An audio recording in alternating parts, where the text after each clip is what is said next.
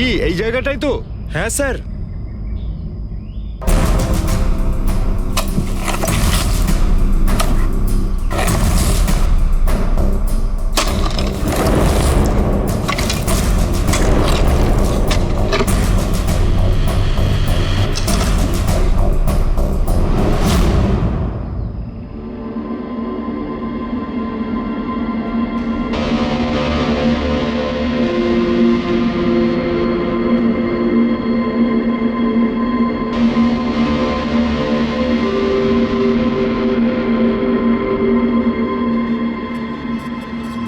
নিখোঁজ লোকেদের মধ্যে একজনকে অ্যাসিড ঢেলে পুরো পুড়িয়ে দেওয়া হয়েছিল।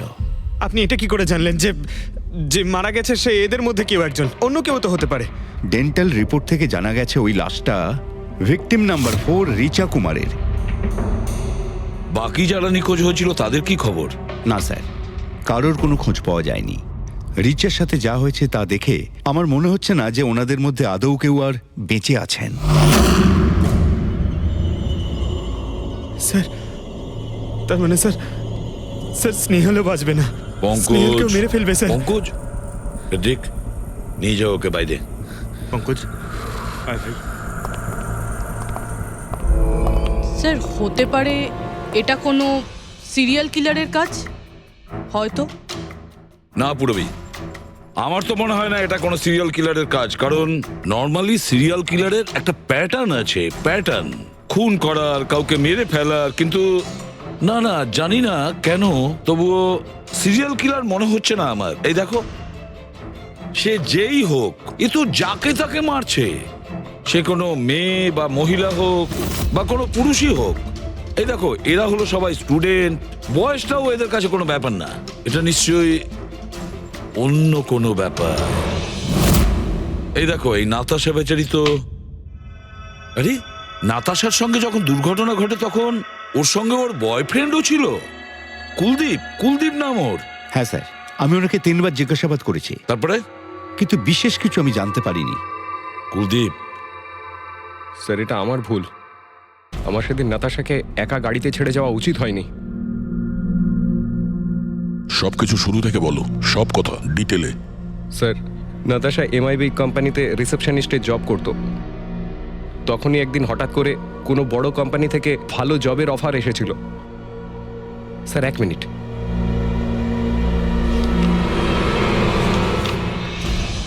স্যার, আগের চাকরিতে নাতাশার স্যালারি কত ছিল? স্যার 20,000 টাকা। আর এই চাকরিতে 1 লক্ষ টাকা স্যালারি দেওয়া হচ্ছে। তোমার খুব অদ্ভুত মনে হয়নি যে হঠাৎ কেউ এত বড় চাকরি কেন দেবে?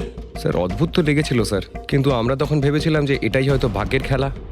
আর আমি আমার গাড়ি নিয়ে নাতাশাকে ইন্টারভিউতে পৌঁছে দিতে চলে গেলাম। এ কোন পথে চলেছি আমরা দুজনে একসাথে গাড়িতে। আরে থামো থামো কুলদীপ, আমি তোমাকে কতবার বলেছি বলো তো, তুমি গান গেও না। আসলে তুমি বড্ড বেসুরে গাও। ওরে বাবা, আমি গান গাইছি না, আমি এটা জিজ্ঞেস করছি যে আমরা এটা কোথায় এলাম। এই রাস্তা তো আগে কোনোদিন দেখিনি আমি। তুমি শুধু জিপিএস ফলো করো, নিজের বুদ্ধি খাটাতে যেও না। আরে বাবা, মনে হচ্ছে আমরা ভুল রাস্তায় ঢুকে পড়েছি। এক কাজ করি, আমি বরং ইউটার্ন নিই, আর যে রাস্তা চিনি সেই রাস্তা দিয়েই যাই। ওকে। আরে ও মাই গড, আবার কি হলো? মনে হচ্ছে পাংচার হয়ে গেছে।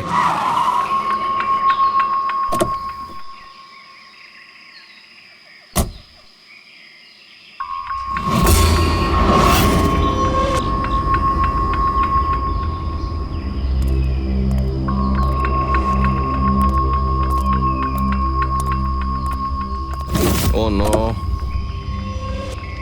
দেখো দুটো টায়ারই পাংচার হয়ে গেছে। একটা হলে তো পাল্টানো যেত। তাহলে এবার কি করব? এখানে ট্যাক্সি, অটো কিছুই তো পাওয়া যাবে না। দাদা দাদা দাদা, 1 মিনিট 1 মিনিট। এখানে আশেপাশে কত মেকানিক পাওয়া যাবে? হ্যাঁ আছে তো, 2 কিলোমিটার সামনেই আছে। কি হয়েছে, পাঞ্চার হয়ে গেছে নাকি? হ্যাঁ দাদা, আমাকে একটু ছেড়ে দেবেন?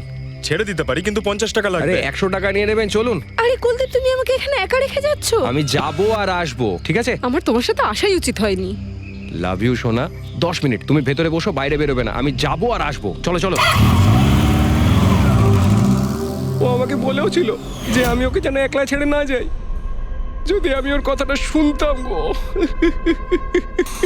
তারপর তুমি মেকানিককে নিয়ে ওখানে পৌঁছলে আর ওখানে নাতাশা ছিল না। না স্যার। স্যার ওই বাইকের লোকটা এদের সঙ্গে মিলে আছে। হতে পারে। তুমি ওই বাইকওয়ালাকে দেখেছো? কিছু মনে আছে? না স্যার, ও তো হেলমেট পরেছিল। আচ্ছা ওই বাইকের নাম্বার মনে আছে? না স্যার, সেই সময় আমার নাতাশাকে ইন্টারভিউ পৌঁছে দেবার তাড়া ছিল, তাই খেয়াল করিনি। আচ্ছা, এই নাতাশা কোনো ডায়েরি টায়েরি কিছু লিখতো? আমি বলতে চাইছি যে সারাদিন কি করেছে, কিংবা মিটিং শিডিউলস। ডায়েরি তো নেই, কিন্তু হ্যাঁ ল্যাপটপ আছে, যাতে ও নিজের জরুরি বিষয়গুলো লিখে রাখতো। দেখান। একটু খোলো এটাকে। পাসওয়ার্ড 20/04/1987। এটা নাতাশা? আগে হ্যাঁ স্যার। এই দুর্ঘটনা ঘটেছিল 6 মার্চ। দেখো তো দুর্ঘটনার আগেও কোথায় গেছিল। ওর শিডিউলটা চেক করো।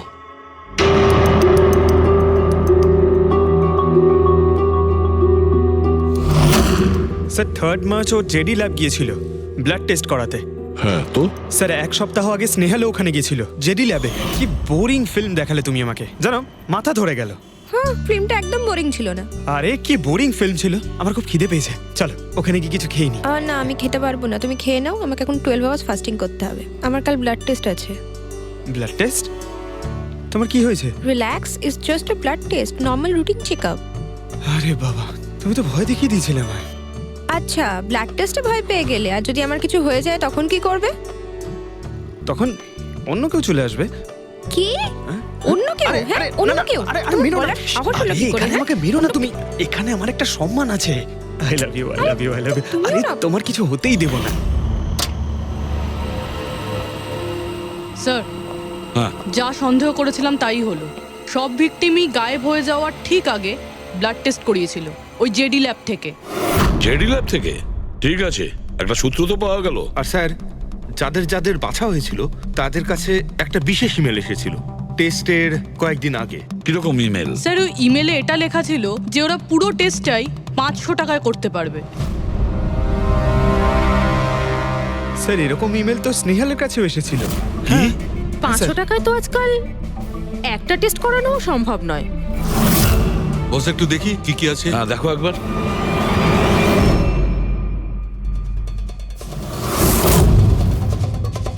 আরে এটা তো একটা বিশাল লম্বা টেস্টের লিস্ট দেখছি। এ তো 500 টাকায় হবেই না, কম করে 15-20 হাজার টাকা লাগবে। কি বলছো তুমি? হ্যাঁ, ব্যাপারটা বেশ গোলমেলে মনে হচ্ছে সালুখে। এটার তো একটাই কারণ হতে পারে সালুখে, যে টেস্ট করা আর লোকদের সিলেক্ট করা, সুস্থ লোকদের নির্বাচন করা, তারপর তাদের অপহরণ করে মেরে ফেলা। কিন্তু কেন কেন ওরা মারছে?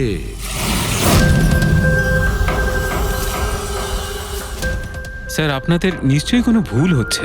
500 টাকাতে এতগুলো রিপোর্ট করা সম্ভবই নয়। এটা তো আমরাও বলছি। এতগুলো টেস্ট 500 টাকা কি করে হয়? এই ল্যাব এত দয়ালু কি করে হয়ে গেল যে এত কম টাকায় এতগুলো টেস্ট করছে? স্যার, আমরা এরকম কোনো মেল পাঠাইনি। আচ্ছা, ওসব ছাড়ো। ঠিকঠাক বলবে নাকি আরো কিছু পদ্ধতি অবলম্বন করতে হবে আমাদের? 1 মিনিট স্যার, আপনি এভাবে মিথ্যে অভিযোগ দিয়ে আমাদের ভয় দেখাতে পারেন না। আপনি যাদের নাম বলছেন তারা তো আমাদের ল্যাবে আসেইনি।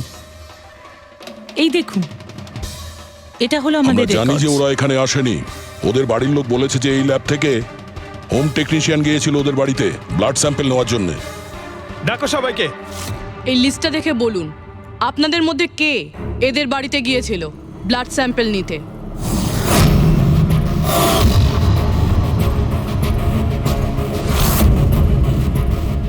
আমি যাইনি স্যার। আমি যাইনি স্যার। আমিও যাইনি স্যার। কেউ যায়নি? তাহলে ব্লাড স্যাম্পল নিজে থেকেই ওদের ঘর থেকে উড়ে এখানে চলে এলো? হ্যাঁ, এই ফিস ফিস করাটা বন্ধ করুন। জোরে বলুন, নাকি সিআইডি ব্যুরোতে গিয়ে কথা বলবো? স্যার, অ্যাকচুয়ালি আপনারা ঠিকই বলেছেন। আমরা ভিকটিমদের বাড়ি যাইনি, বরং ওরা এখানে এসেছিলেন টেস্ট করাতে। কিন্তু সেই দিন নয় যেদিন আপনি বলছেন। এই দেখুন, কয়েক মাস আগে এসেছিলেন ব্লাড টেস্ট করাতে, ওইসব রিপোর্টস করাতে নয়। অর্ধেক সত্য তো তুমি বলে দিয়েছো, এবার পুরোটাই বলে দাও। কি করেছো তোমরা এদের সাথে? বলছি তো আমরা কিচ্ছু করিনি। নিশ্চয়ই কেউ আমাদের নাম নিয়ে নকল ইমেল পাঠিয়েছে। কিন্তু ওই নকল ইমেল পাঠানো লোকেরা কি করে জানলো যে তোমার ল্যাবে কোন কোন পেশেন্ট এসছে ব্লাড টেস্ট করানোর জন্য?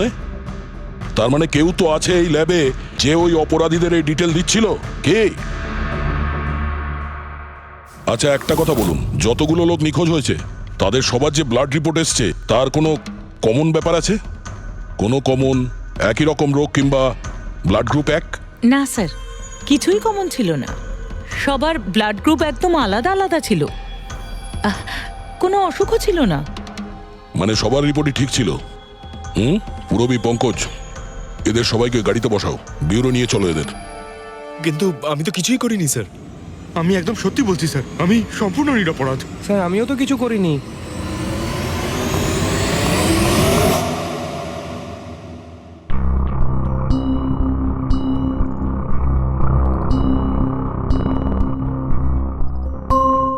না স্যার, এদের মধ্যে কেউই তো সেদিন আমাদের বাড়িতে ব্লাড নিতে আসেনি। আপনি ঠিক দেখেছিলেন? হ্যাঁ, আপনি পুরো নিশ্চিত যে এদের মধ্যে কেউ ছিল না? না স্যার, কেননা ওই লোকটা টুপি পরেছিল। স্যার স্যার জেডি ল্যাবের বাকি এমপ্লয়ীদের ডিটেলস বের করেছি, যাদের উপর আমাদের সন্দেহ আছে। আচ্ছা, তারা কারা? একজন নয় স্যার, এরকম 4 জন লোক আছে যাদের উপর ভালো মতো সন্দেহ করা যেতে পারে। আচ্ছা, স্যার সবার আগে সন্তোষ। এর স্ত্রী 8 মাস ধরে হসপিটালে রয়েছে, আর চিকিৎসা করার জন্য এর কাছে কোনো টাকাও ছিল না। জানি না হঠাৎ করে এর কি লটারি লেগে গেল যে যে সব টাকা পয়সা মিটিয়ে নিজের স্ত্রীর চিকিৎসা করিয়ে নিল। আচ্ছা। আর স্যার দ্বিতীয় ব্যক্তি হলো যতীন। 8 মাস আগে জেডি ল্যাবে ও এই চাকরিটা পেয়েছিল, আর এই সমস্ত ঘটনা শুরু হয় 7 মাস আগে। মানে এই চাকরিতে জয়েন করার পর থেকেই এই সমস্ত ঘটনাগুলো শুরু হয়। বাকি দুজন? স্যার সিদ্ধেশ আর মালিনী। এদের স্যালারি ওই 18 আর 20,000, কিন্তু তারপরেও এরা বিগত 6 মাসে 2 বার ফরেন ট্রিপ করে ফেলেছে। আচ্ছা, সন্তোষ, যতীন, সিদ্ধেশ আর মালিনী। মনে হয় আবার জেডি ল্যাব যেতে হবে। হ্যাঁ, আমি গেছিলাম ইউরোপে ছুটি কাটাতে, কিন্তু ওই টাকাটা কোনো অসৎ পথে আসেনি। আমার কাকা আমার জন্য 25 লাখ টাকা রেখে গেছেন ওনার উইলে। আর মালিনী দেবী, আপনি ইউরোপ ঘুরে এলেন, তা আপনার জন্য কেউ সম্পত্তি কিছু রেখে গেছিল নাকি? না স্যার, আসলে আমি সিদ্ধেশের সাথেই গিয়েছিলাম। সিদ্ধেশের সঙ্গে? অ্যাকচুয়ালি মালিনী আর আমি একে অপরকে ভীষণ ভালোবাসি। ও, লাভ স্টোরি। হ্যাঁ, আমি আমার ওয়াইফের চিকিৎসা করিয়েছিলাম, কিন্তু কোনো খারাপ কাজ করে নয়, ওর গয়না বিক্রি করে। আর তাছাড়া আমার বাড়িটাও বন্ধক দেওয়া রয়েছে। যদি আপনারা পেপারস দেখতে চান তাহলে সেটাও দেখাতে পারি আমি। হ্যাঁ স্যার, সন্তোষ তো সারাদিন ধরে অফিসেই থাকে। এ কখন যাবে কারোর ব্লাড স্যাম্পল নিতে? আর যতীন? যতীন তো খুব কমই অফিসে আসে, তখনই আসে যখন কোনো জরুরি কাজ থাকে। আচ্ছা, তার মানে এই আমাদের লোক হতে পারে। এই যতীনকে কোথায় পাবো?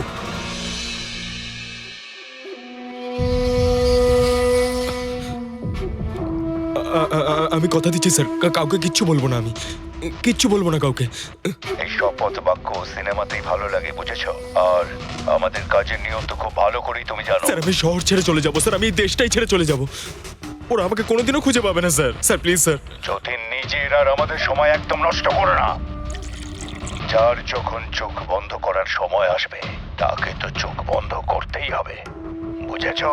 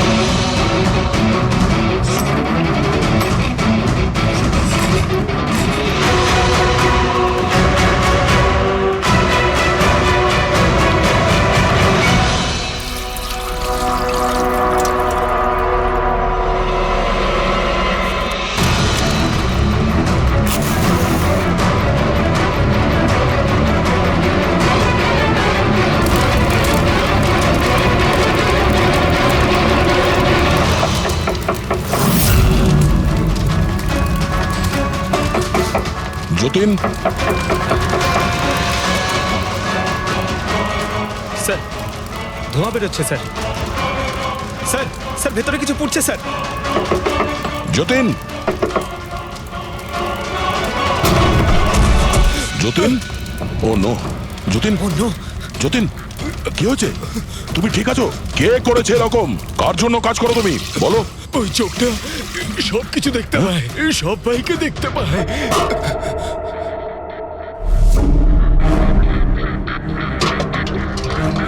কি? যতীন, যতীন, যতীন, ও ওই চোখটা সবকিছু দেখতে পায়।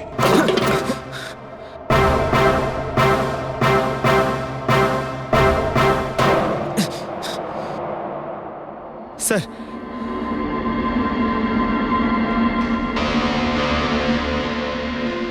স্যার হয়তো হার্ড ডিস্ক থেকে কিছু জানা যেতে পারে।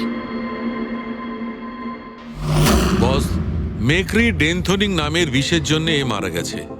মেক্রিডেন্থোনিন? আরে এটা তো সেই বিষটা না যেটা কারো শরীরে প্রবেশ করার মাত্র 5 মিনিটের মধ্যে লোকটা মারা যায়? হ্যাঁ স্যার, খুবই মারাত্মক বিষ।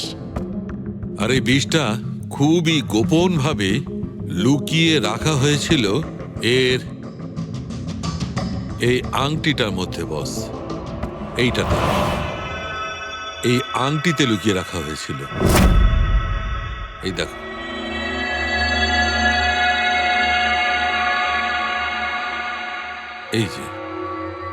এই যে দেখতে পাচ্ছ, ছোট্ট একটা পিন, এই ছুঁচে বিষটা ছিল, আর এইটা এই আংটির ওপর ছিল।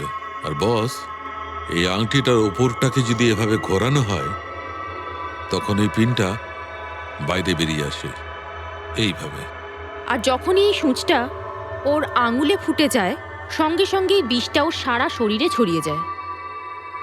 কিন্তু স্যার, যতীন নিজেকে শেষ করতে যাবে কেন? ফেডরিক, যতীনের ধরা পড়ার ভয় ছিল। একটা কথা তো স্পষ্ট যে যতীন নিজের বসকে, মানে যার হয়ে ও কাজ করত, তাকে খুব ভয় পেত। এত ভয় পেত যে যখন ও জানতে পারে আমরা ওকে ধরতে যাচ্ছি তখন ও সুইসাইড করলো, যাতে ওর সাহায্যে আমরা ওর বসের কাছে পৌঁছতে না পারি। বুঝলে, এই কেসটা শুধু কিডন্যাপিং আর সিরিয়াল কিলিং এর নয়, এটা অনেক বড় চক্রান্ত, খুব বিপজ্জনক বড় একটা চক্রান্ত। এর পেছনে একটা কোনো বড় গ্যাং ইনভলভ, খুব বড় গ্যাং। সেই গ্যাং যার সিম্বল হলো চোখ।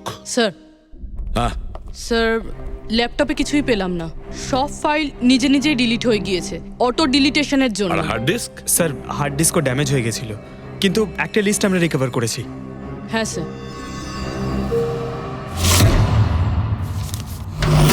আরে এতে 100-রও বেশি নাম রয়েছে। স্যার স্নেহালের সঙ্গে আরো যারা উধাও হয়েছিল সবার নাম এই লিস্টে আছে, কিন্তু স্যার কারোর তো কোনো রোগ নেই। নিশ্চয়ই এই লিস্ট যতীন ওই জেডি ল্যাব থেকে চুরি করে ওর বসকে দিয়ে দিয়েছে।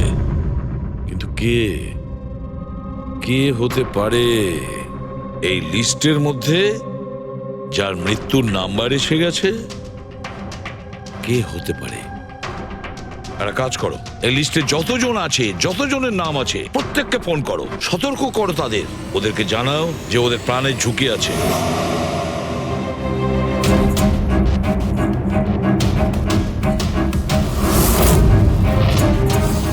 কি? আরে না, আমি আর কি মারছি না, আমি সত্যি সিআইডি থেকে বলছি। আপনার প্রাণ সংশয় আছে, সেই জন্যই বলছি। যতক্ষণ আমরা না বলবো আপনি প্লিজ বাড়ি থেকে বাইরে বেরোবেন না। কি চাকরির ইন্টারভিউ? যেও না আলিশা। কিন্তু আমি তো এক্ষুনি বেরোবো। না, বাড়ি থেকে তুমি বেরিও না। Alisha, Alisha, hello hello hello Alisha. কি হয়েছে ফেডরিক? ফেডরিক, কি হয়েছে? স্যার, আলিশা নামের একটি মেয়ের চাকরির জন্য একটা ইন্টারভিউ কল এসেছিল, এখন ওর ফোনটা বন্ধ পাচ্ছি স্যার।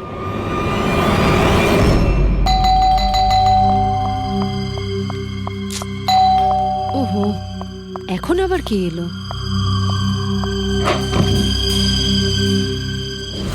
আলিশা? হ্যাঁ, আপনারা? সিআইডি। মাই গড, মানে আমি যে মডেলিং এর অফারটা পেয়েছি সেটা ভুয়ো? ওই লোকগুলো আমাকে কিডন্যাপ করতে চায়? হ্যাঁ, কিন্তু এখন আর ঘাবড়ানোর কোনো প্রয়োজন নেই। আলিশা এখন ইন্টারভিউর জন্য যাবেও, আর ওর কিছু হবেও না। না স্যার, আমি ইন্টারভিউ দিতে যাব না স্যার, আমার খুব ভয় করছে। তুমি যাবে না, অন্য কেউ যাবে, আলিশা সেজে।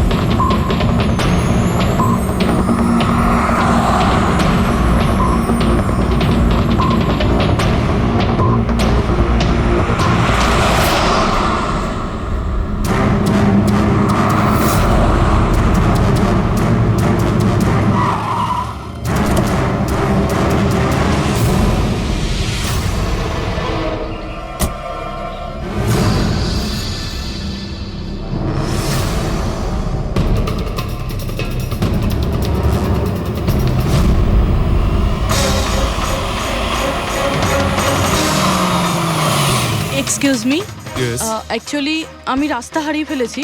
ওই জিপিএস এ কিছু প্রবলেম হয়েছে, তো একটু হেল্প করতে পারবেন? আপনি কোথায় যেতে চান ম্যাডাম? আমার এই সামনেই, আমি এখনই বলছি।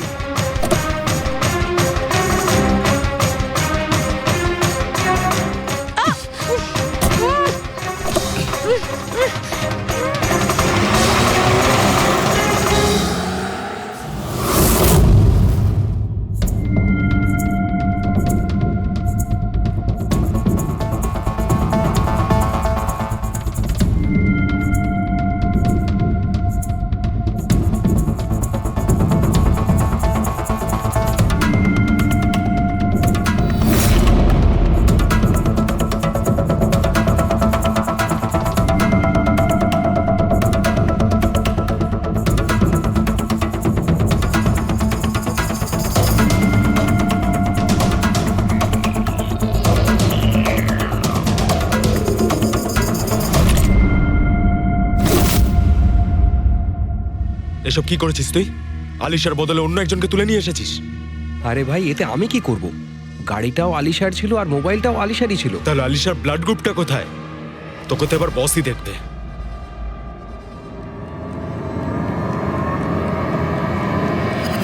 হ্যালো বিউটিফুল,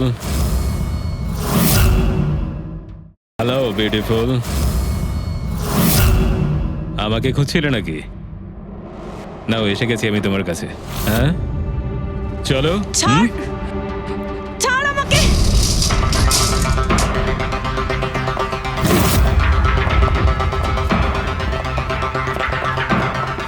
পালানোর চেষ্টা, বিউটি উইথ ব্রেনস।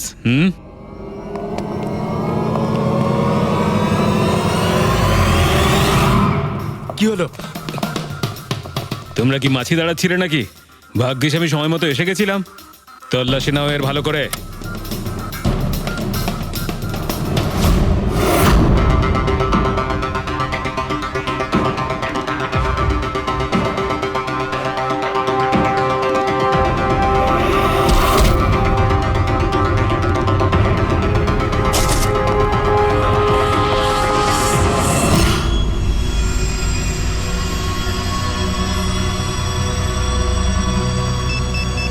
বস, জুতোতে কি আছে?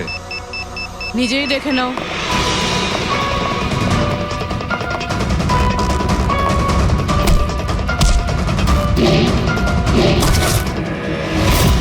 পা থেকে খোলো। খোল। কত টাইম লাগাস রে তোরা? হ্যাঁ,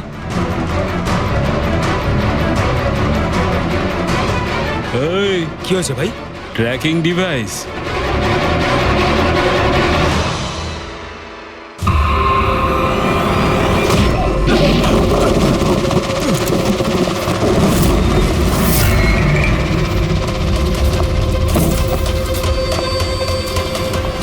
তোরা ঠিক করে চেক করিসনি নাকি? আর তুই হিরোইন, কে রে তুই?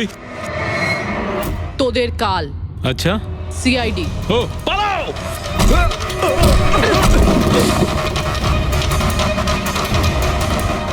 পুরবি, স্যার স্যার ওইদিকে পালিয়েছে।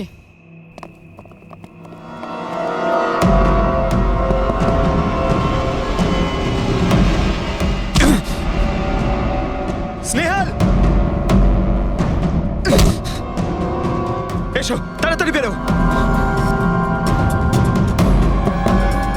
কেউ আছে? বেরিয়ে এসো, তাড়াতাড়ি এসো। আসুন, বাইরে আসুন, আসুন তাড়াতাড়ি। এইদিকে, সামলে সামলে।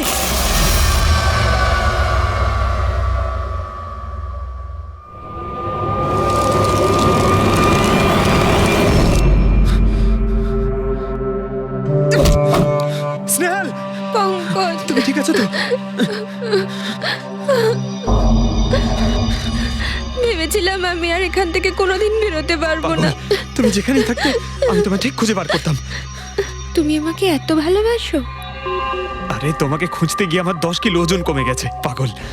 চলো চলো, তাড়াতাড়ি চলো।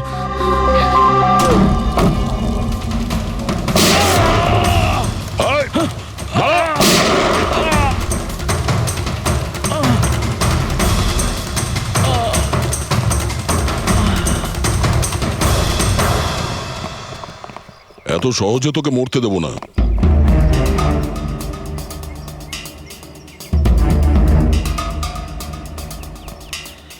বল, এখানে কি হচ্ছিল? কার কথা এসব কাজ করছিলি তুই? আমরা যাদের জন্য কাজ করি না, তোমরা ওদের ব্যাপারে কিচ্ছু জানতে পারবে না। ওদের চোখ তোমাদের দেখতে পাবে, কিন্তু তোমরা ওদের কখনো দেখতে পাবে না। আমরা দেখতে পাবো না? আহা। শরীরের অঙ্গ প্রত্যঙ্গের জন্য লিভার, কিডনি, আসলে ব্যাপারটা হলো আজকাল সব জিনিস ট্রান্সপ্লান্ট হয়ে যায় তো। কি মানুষের শরীরের অঙ্গ প্রত্যঙ্গ স্মাগলিং এর এত বড় চক্র চলছে? হ্যাঁ, জেডি ল্যাবের মতো এরকম অনেক ল্যাব আছে যেখান থেকে আমরা লোকেদের ডাটাবেস চুরি করি আর ওদের মধ্যে থেকে সুস্থ লোকেদের বাছি, যাতে ওদের অর্গানস বেচে কোটি কোটি টাকা আমরা বিদেশিদের থেকে কামাতে পারি। কোন বিদেশিদের? কোন বিদেশিদের? সারা পৃথিবীর বিদেশিরা একটা স্পেশাল ওয়েবসাইটে আসে যেখানে মানুষের শরীরের আলাদা আলাদা অঙ্গ প্রত্যঙ্গের নিলাম হয়। একবার টাকা আমাদের অ্যাকাউন্টে চলে এলে আমরা ক্লায়েন্টের ব্লাড গ্রুপের লোককে খুঁজে বের করি ওই লিস্ট থেকে। তারপর ওদের 500 টাকা টেস্ট করার জন্য মেসেজ পাঠাস, যাতে এটা জানতে পারিস যে ওদের হাঁটু, লিভার কিংবা হার্ট তোদের ক্লায়েন্টের সঙ্গে ম্যাচ করছে কিনা। হ্যাঁ, একদম ঠিক। ম্যাচ হওয়ার পরে আমরা ওদের ইন্টারভিউয়ের জন্য ডাকি, ঠিক ওই রকম ভাবে যেভাবে একটা মাকড়সা একটা মাছিকে লোভে জেলে ফাঁসায়। এইসব বাজে কাজ করার পরেও আবার দাঁত বার করে হাসছিস? নিজের কাজের জন্য একটুও লজ্জা বা অনুতাপ হচ্ছে না তোর? হাসি তো আমার তোমাদেরকে দেখে পাচ্ছে সিআইডি। আমাকে ধরে তোমাদের কি মনে হচ্ছে তোমরা বিরাট বড় তীর মেরে দিয়েছো? আমাদের মতো কোনো অর্গান গ্যাংকে ধরা মানে হলো ঠিক যেন সমুদ্র থেকে এক মগ জল তোলা। আচ্ছা, আগে এটা বল, আগে বল তোর বাবাকে। মারো আমাকে, আমিও এটাই চাই যে তুমি আমাকে মেরে ফেলো, কেননা আমি জ্যান্ত ধরা পড়েছি জানতে পারলে না? আমার বস, আমার বন্ধু, আমার পরিবার, আমার বাড়ির লোকজন সবাইকে মেরে ফেলবে। কে তোদের বস আর কে কে শামিল আছে তোদের এই চক্রে? এর উত্তর আপনি আমার মুখ থেকে কোনোদিন শুনতে পাবেন না এসিপি স্যার।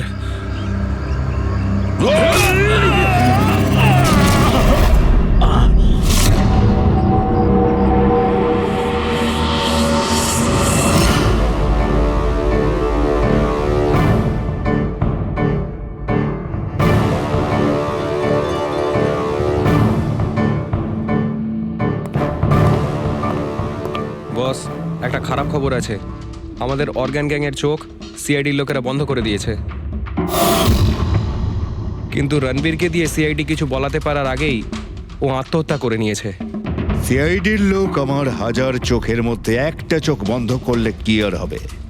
একটা চোখ যদি ওরা বন্ধ করে তার বদলে আমরা 100টা চোখ খুলব। এবার তো জমবে আমাদের খেলা।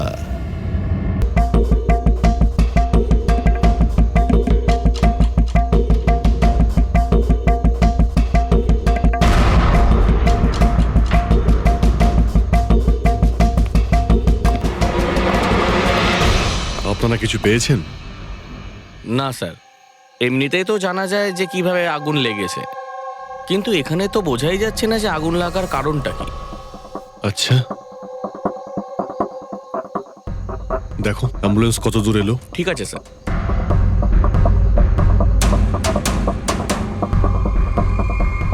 খুব বাজেভাবে ঝলসে গেছে। অদ্ভুত ব্যাপার, জানতেই পারা যাচ্ছে না যে আগুনটা কি করে লাগলো।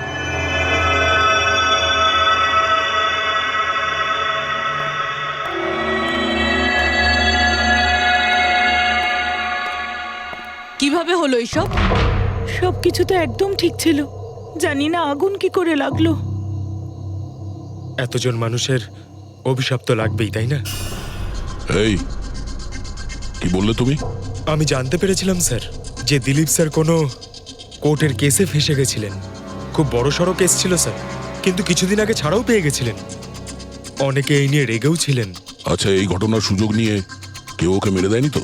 না, কোর্টে উনি নির্দোষ প্রমাণিত হয়েছিলেন, উনি কিচ্ছু করেননি। কি কেস ছিল? 9 বছর আগে জামাইবাবু থিয়েটারে আগুন লেগে গিয়েছিল, যার জন্য বেশ কয়েকজন মারাও গিয়েছিল, আর সমস্ত দোষ জামাইবাবুর ঘাড়ে চাপলো। এমনি এমনি কি করে আগুন লাগতে পারে? এটা নিশ্চয়ই কারোর প্ল্যানিং।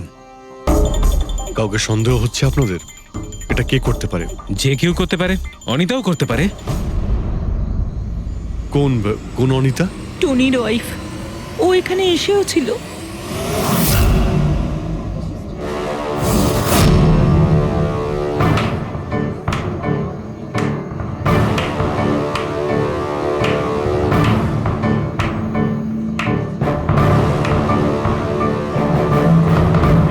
অনিতা? অন্য লোকের ঘর ভেঙে দিয়ে নিজের পরিবারের সঙ্গে এখানে ফুর্তি করা হচ্ছে।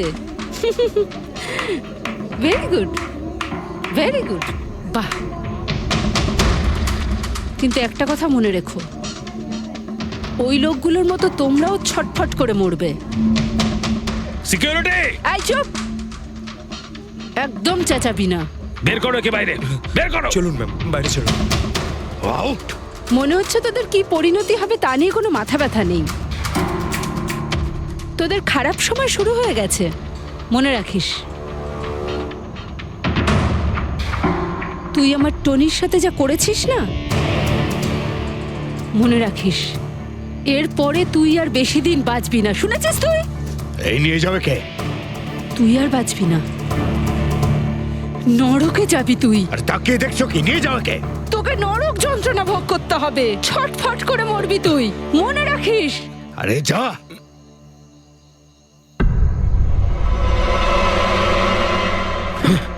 Let's enjoy Rohan. আরে ভুলে যাও।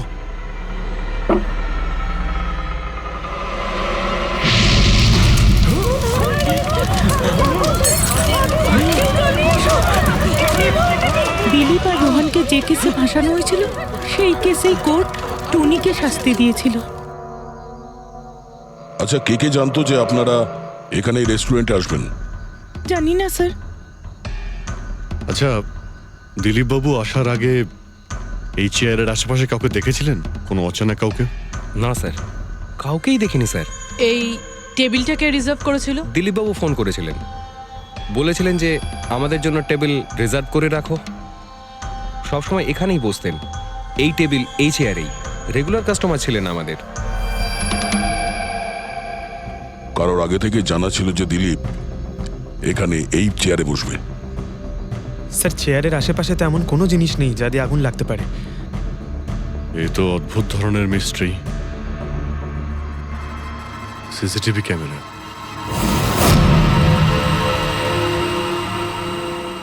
এর ফুটেজ থেকে জানতে পারা যাবে কি হয়েছিল এখানে। ও মাই গড, এসব কিভাবে হলো? কে করতে পারে এসব? ওই করেছে যে দিলীপকে খুন করেছে প্রমাণ লোপাটের জন্য। আর যে কেউ কিভাবে এই মনিটর রুমে চলে এলো? তোমার সিকিউরিটি কোথায়? স্যার, এই রুমে সিকিউরিটির কোনো প্রয়োজনই হয় না। এর আগে এরকম কখনোই হয়নি স্যার। স্যার, স্যার আমার মনে হয় না সিসিটিভি ফুটেজ ডিলিট করার মতো সময়ের কাছে ছিল। ও শুধু ভাঙচুর করেছে। যদি আমরা কোনো এক্সপার্টকে ডাকি স্যার, তাহলে সে হয়তো হার্ড ডিস্ক থেকে রিকভার করতে পারবে।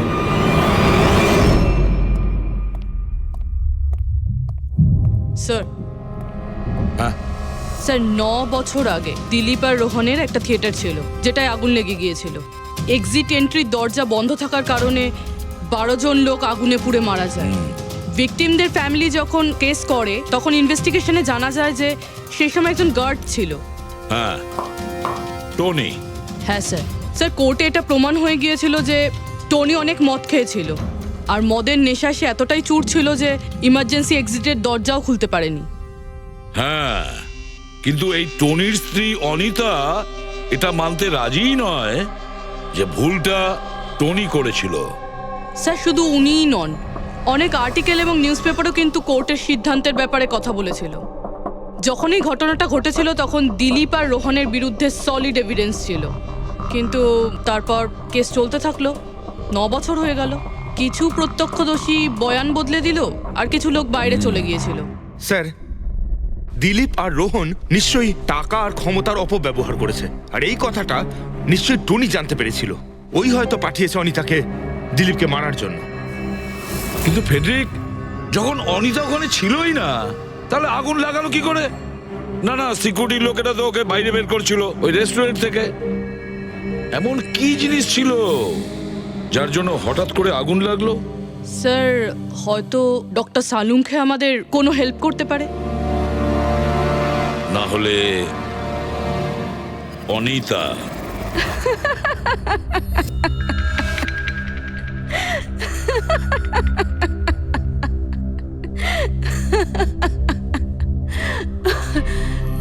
আপনারা তো অবাক হচ্ছেন কেন? আমার হাসি দেখে নাকি দিলীপের মৃত্যুর জন্য? দিলীপের মারা যাওয়াতে এত আনন্দ কিসের? আচ্ছা, আমি খুশি হব না তো আর কে হবে বলুন তো? কালকে রাত্রে রেস্টুরেন্টের থেকে বেরোনোর পর তুমি কোথায় গিয়েছিলে? জেলে আমার স্বামীর সঙ্গে দেখা করতে। ওয়ার্ডেনের কাছে সমস্ত রেকর্ড আছে, আপনারা চাইলে চেক করতে পারেন। সেটা তো আমরা করবই। আর এইটাও যে তুমি ওই আগুনটা লাগালে কিভাবে? কোনো কালো জাদু করেছিলে তুমি? দিলীপের গায়ে হঠাৎ করে আগুন লাগলো কি করে? কালো জাদু জানলে অবশ্যই প্রয়োগ করতাম, কিন্তু আমি খুব খুশি হয়েছি। দিলীপও ঠিক সেইভাবেই ছটপট করে মরেছে যেভাবে 9 বছর আগে ওই নিরীহ লোকগুলো মারা গেছিল, যেটা শাস্তি এখন আমার স্বামী টনি ভুগছে। তুমি এইটা কিভাবে বলতে পারো যে টনির কোনো ভুল ছিল না? তুমি তো ওখানে ছিলেই না। আমি ওখানে ছিলাম না, কিন্তু টনি এখানে ছিল। সেদিন ওর শরীর খারাপ ছিল। ওর মালিকদের মানে রোহন আর দিলীপকে বলে তাড়াতাড়ি বাড়ি চলে আসে আগুন লাগার অনেক আগেই। ভুল ওদের দুজনের ছিল। ওরাই পুরনো দরজা ঠিক করায়নি, যার জন্য ওখানে আগুনে পুড়ে অনেক লোক মারা গেছিল। আমার স্বামীর নয়, ওদের দুজনের দোষ ছিল। তাতে তোমার নিশ্চয়ই খুব রাগ হয়েছিল, ওদেরকে মেরে ফেলারও ইচ্ছে হয়েছিল। 12 জন মারা গেছিল ওখানে। আমার থেকে অনেক বেশি রাগ ওদের পরিবারের লোকেদের হয়েছিল, কিন্তু এখন হয়তো ওরা খুব খুশি দিলীপের মৃত্যুর খবর শুনে। খুব খুশি হয়েছে। ওরা আরো বেশি আনন্দ পাবে যেদিন রোহন পুড়ে মরবে।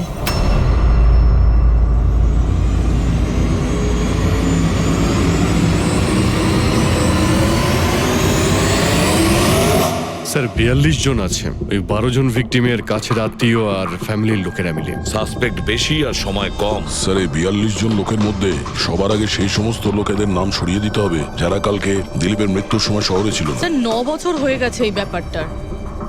হয়তো অনেক মানুষ দেশ ছেড়েও চলে গিয়েছে, আর কিছু লোক হয়তো এই পৃথিবীতেই আর নেই। তারপরেও খোঁজ তো নিতে হবে।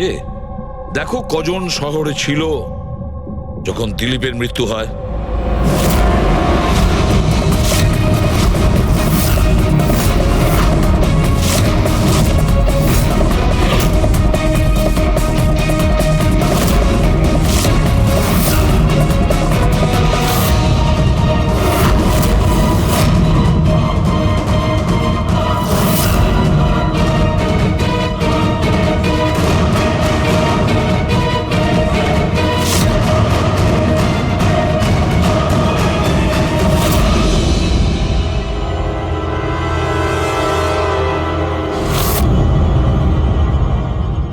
পঙ্কজ, কজন এখানে আছে? 27 জন স্যার, যারা সেই সময় শহরে ছিল, আর ওদের দিলীপকে মারার কারণও ছিল। ঠিক আছে, সবাইকে বিউরোতে ডাকো। দেখা যাক ওরা নির্দোষ হওয়ার কি গল্প শোনায় আমাদের। জেমস, তোমার বাবা 9 বছর আগে থিয়েটারে আগুন লাগার কারণে মারা গেছেন, তাই তো? Yes sir. আপনার হাজবেন্ড ফিল্ম একাই দেখতে গিয়েছিলেন? সেই দিন আমি বিজি ছিলাম, তাই উনি একাই চলে যান। কালকে রাত্রে কোথায় ছিলে তুমি? স্যার আমি আমার বন্ধুদের সঙ্গে ছিলাম। স্যার আমি পাসপোর্ট অফিসে গেছিলাম। ওই দুজনকে আমি এমনি এমনি ছেড়ে দেব না। তো কি করেছিলে তুমি? ভেবেছিলাম যে দিলীপের সাথে ফেস টু ফেস দেখা করব, আর ওকে জিজ্ঞেস করব যে তুমি এরকম কেন করলে। স্যার তারপরে আমি আমার বন্ধুদের সাথে বাড়িতে যাই। আমি আমার ওয়াইফের সাথে মলে ছিলাম। স্যার আমার বন্ধুদের জিজ্ঞাসা করতে পারেন। স্যার যদি ওর সাথে আমার দেখা হতো তাহলে ও রেস্টুরেন্টে বেঁচে ফিরতো না। দিলীপ ওর কর্মের শাস্তি পেয়ে গেছে। আমি রেস্টুরেন্ট থেকে জানতে পারলাম যখন যে দিলীপের সাথে কি হয়েছে, তখন মনে শান্তি পেলাম স্যার। আর বাকি থাকলো রোহন, ও তার কর্মের শাস্তি নিশ্চয়ই পাবে।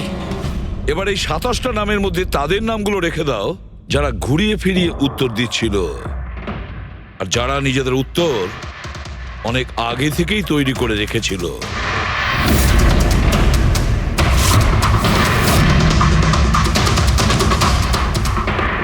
স্যার এবার 15 জন রইল। এবার এই 15 জনকে ওই দিনের ব্যাপারে জিজ্ঞাসা করতে হবে যখন 9 বছর আগে থিয়েটারে আগুন লেগেছিল। দেখা যাক কে সব থেকে বেশি রেগে যায় আর কে মুখ ঘুরিয়ে নেয়। স্যার আমার ভাই মাধ্যমিক পাশ করেছিল। ও বলেছিল বন্ধুদের পার্টি দিতে চায়, সিনেমা দেখাতে চায়, টাকা দাও। স্যার আমি সেই জন্য ওকে টাকাও দিয়েছিলাম। হয়তো ওই টাকাটা আমার ওকে দেওয়া একেবারেই উচিত হয়নি স্যার। যে এই কাজটা করে থাকুক খুব ভালো করেছে। আজকে আমি খুশি, আজ আমি খুব খুশি। কুমারবাবু, আপনি ইউনিভার্সিটিতে ফিজিক্সের প্রফেসর, তাই তো? Yes sir, head of the department physics. কিন্তু আমার নিজের ছেলেরই পড়াশোনায় কোনো ইন্টারেস্টই ছিল না। অনেক বকেছি আমি ওকে, কিন্তু তাতে কোনো রকম কোনো লাভই হয়নি। 1 নম্বরের বদমাইশ হয়ে উঠেছিল। সেদিনও কলেজ বাঙ্ক করে বন্ধুদের সাথে সিনেমা দেখতে চলে গিয়েছিল। আর স্যার তারপর ও আর কোনোদিন বাড়ি ফিরে আসেনি। হিমেশ, রাইট? তুমি কন্ট্রাক্টর না? হ্যাঁ স্যার। হিমেশ, 9 বছর আগে তুমি তোমার স্ত্রীর সঙ্গে সিনেমা দেখতে গিয়েছিল ওই সিনেমা হলে? আমাদের নতুন নতুন বিয়ে হয়েছিল, স্যালোনির সাথে সিনেমা দেখতে গিয়েছিলাম। ওর খুব খিদে পেয়েছিল, আমি সিঙ্গাড়া আনতে বাইরে গেছিলাম। আমি আমি ওখানে ফিরে গিয়ে দেখলাম ওখানকার দরজা লক হয়ে গেছে, আর ভেতর থেকে লোকেদের চিৎকার চেঁচামেচি শোনা যাচ্ছিল, আর আর খুব ধোঁয়া বেরোচ্ছিল ওখান থেকে। আমি স্যার দরজা খোলার অনেক চেষ্টা করেছিলাম, আমি খুব চেষ্টা করেছিলাম। আমি পাগলের মতো দরজায় ধাক্কা দিতে থাকি। সালোনি সালোনি সালোনি বলে আমি চিৎকার করতে থাকি, কিন্তু আমি কিচ্ছু করতে পারিনি স্যার। আমি কিচ্ছু করতে পারিনি, আমার সালোনিকে আমি বাঁচাতে পারিনি। ওখানে তো একটা গার্ডও ছিল না, টনি? ও কি দরজা খোলেনি? ছিল না স্যার। ওখানে কোনো গার্ড মানে আর কাউকে দেখেছিলে তুমি? কেউ ছিল না স্যার, কেউ ছিল না। আমি 9 বছর আগে কোর্টে যে কথা বলেছি আজও তাই বলছি। যখন সিনেমা হলে আগুন লেগেছিল তখন টনি ওখানে ছিল না স্যার।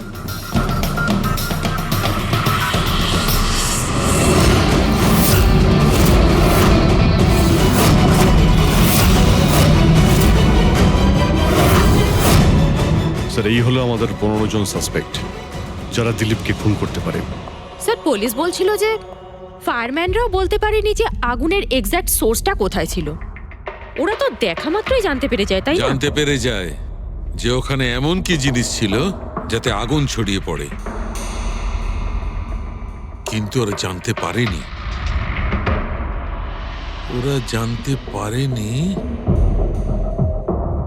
ওরা এই জন্য জানতে পারেনি কারণ ওই জিনিসটার না ছিল কোনো গন্ধ, না ছিল রং। Exactly sir. যদি এটা লিকুইড হতো না তাহলে দিলীপ নিশ্চয়ই বুঝতে পারতো ওই চেয়ারটায় বসা মাত্রই। আর পাউডার থাকলে আমরা টেস্ট করে পেয়ে যেতাম। তার মানে এটা তো গ্যাস। তার মানে হচ্ছে এটা ছিল গ্যাস। গ্যাস? এই জন্য ওই ফায়ারম্যান জানতে পারেনি যে কিসের জন্য আগুন লেগেছিল। ইনফ্লেমেবল গ্যাস বস, যার শুধু একটা স্পার্কের দরকার হয় জ্বলে উঠবার জন্য। কিন্তু একটা কথা বুঝতে পারছি না, দিলীপ যে চেয়ারে বসেছিল সে চেয়ারে গ্যাস আসলো কোথা থেকে? চেয়ার থেকেই। কি চেয়ার থেকে? সেটা এইভাবে বস, যে চেয়ারে দিলীপ বসেছিল তার নিচের অংশে কেউ ওই ইনফ্লেমেবল গ্যাসকে স্প্রে করেছিল। মারা যাওয়ার সময় দিলীপের সংস্পর্শে দুটো জিনিস ছিল। একটা তো এই চেয়ার যেটাতে ও বসেছিল, আর একটা ওয়াইনের গ্লাস যেটা ও হাতে ধরেছিল। আমরা এই দুটো জিনিসই চেক করেছি। তো এই চেয়ারটার থেকে আমরা ইনফ্লেমেবল গ্যাসের কিছু ট্রেসেস পেয়েছি। বস, আমাদের আশেপাশের পরিবেশে সর্বদা জ্বলনশীল পদার্থ ঘুরে বেড়ায়, যেটা কখনো কখনো স্পন্টেনিয়াসলি জ্বলে যায়। যেমন হচ্ছে মাস গ্যাস, একটা ন্যাচারাল বায়োগ্যাস, আর জ্বলনশীল গ্যাস এর মেইন কম্পোনেন্ট। তার মানে ইনফ্লেমেবল গ্যাস যে কোনো সময় হাওয়াতে এমনি এমনি জ্বলে উঠতে পারে? না ফ্রেডি, নিজে নিজে নয়। যখন পরিবেশটা খুব বেশি উত্তপ্ত হয়ে ওঠে আর সেটা পরিবেশের অক্সিজেনের সঙ্গে মিশে যায়, তখন একটা সুপার হাই টেম্পারেচার উৎপন্ন হয়, যার কারণে এই আগুন লেগে যায়। কিন্তু ডক্টর সালুখে, ওখানে তো এরকম কোনো হাই টেম্পারেচারের মতো কিছু ছিলই না। এক্স্যাক্টলি, এমন কোনো ডাইরেক্ট সোর্স ছিলই না যাতে তাপ উৎপন্ন হতে পারে। বস, এই জন্যে আমার মনে হচ্ছে খুনি কোনো এক্সট্রা ডিভাইস ব্যবহার করেছিল এই এত বেশি টেম্পারেচার উৎপন্ন করার জন্য। আর এই চেয়ারটা তো রেডিই ছিল, এর তো শুধু একটা স্পার্কের দরকার ছিল। কিন্তু স্যার, এভাবে কেউ হিট কিভাবে উৎপন্ন করবে? হ্যাঁ, করা যেতে পারে তো। যেমন উদাহরণস্বরূপ ম্যাগনিফাইং গ্লাস। ম্যাগনিফাইং গ্লাস দিয়ে সূর্যের রশ্মিকে বিশেষভাবে ফোকাস করে আমরা ছেলেবেলায় কাগজ পড়াতাম।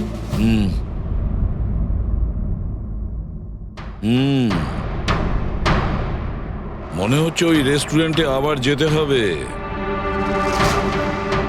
খোঁজ নিতে হবে কিসের থেকে আগুনটা লেগেছিল।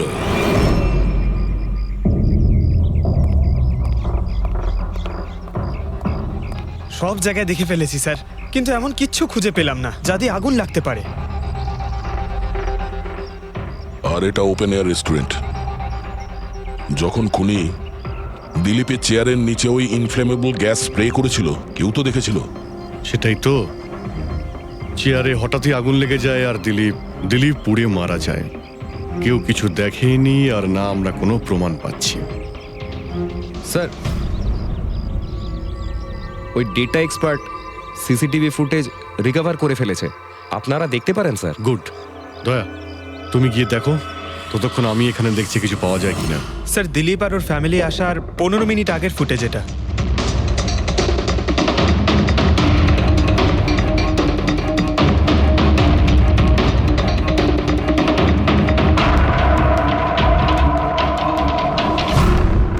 এ চেয়ার চেঞ্জ করছে। এর কোনো দ্বিতীয় অ্যাঙ্গেল আছে কি এই সময়েরই? চেক করো। 1 মিনিট স্যার।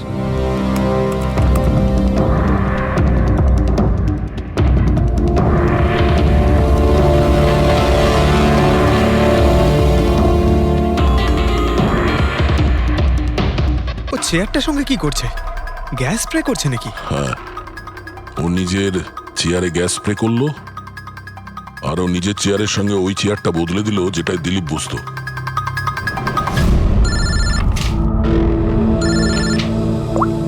হ্যাঁ দয়া। আচ্ছা, গ্রেট, গুড ওয়ার্ক দয়া, গুড ওয়ার্ক। কি হলো স্যার? যে দিলীপের চেয়ারটা কারসাজি করেছিল তার খোঁজ পাওয়া গেছে। সে আসলে একটা লোক, ওর শারীরিক গঠনটাও জানা গেছে। আর দেখি আমরা, দয়া ফটোটা পাঠাচ্ছে।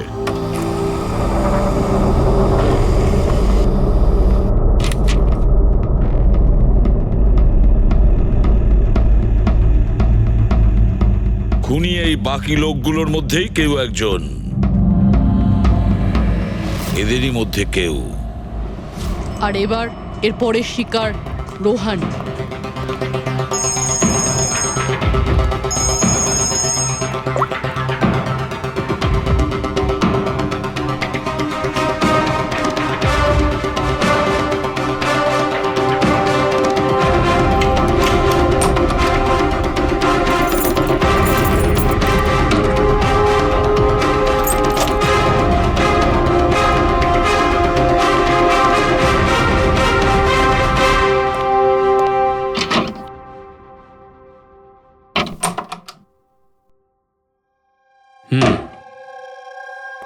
আমার মনে হয় কারোর আমার আর দিলীপের মুক্তিতে অসুবিধা হচ্ছে। আমার প্রাণের ঝুঁকি আছে এখানে। I'll talk you later, bye. Sir, everything is okay. All right, তুমি এখানেই থাকবে আর কাউকে ভেতরে ঢুকতে দেবে না। Be alert, okay? Okay sir.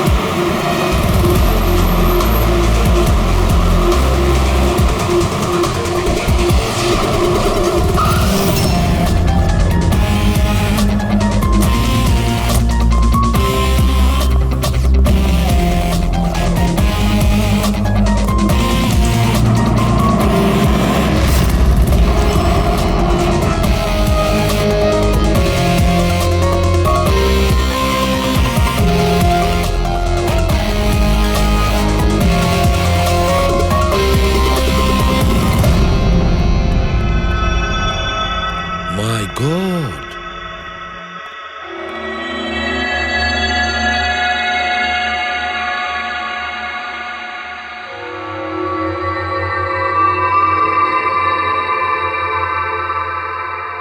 কি হয়েছিল এখানে আর কিভাবে?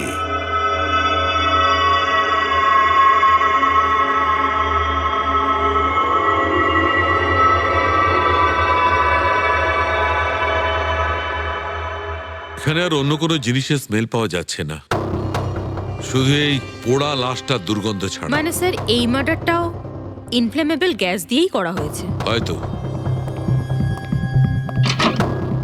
এসব হলো কিভাবে?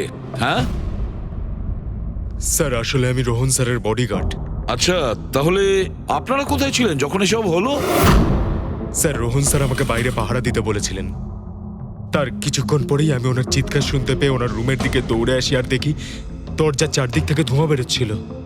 আমি অন্য চাবি দিয়ে দরজা খুলে ভিতরে যাওয়ার পর দেখলাম যে স্যার ততক্ষণে রোহন স্যার পুড়ে গেছেন।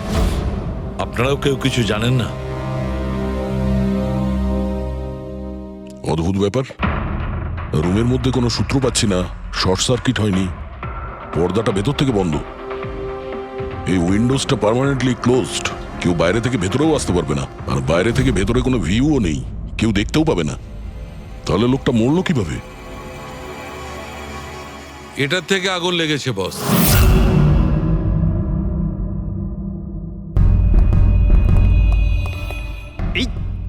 এই জিনিসটা দিয়ে এটা কি স্যার?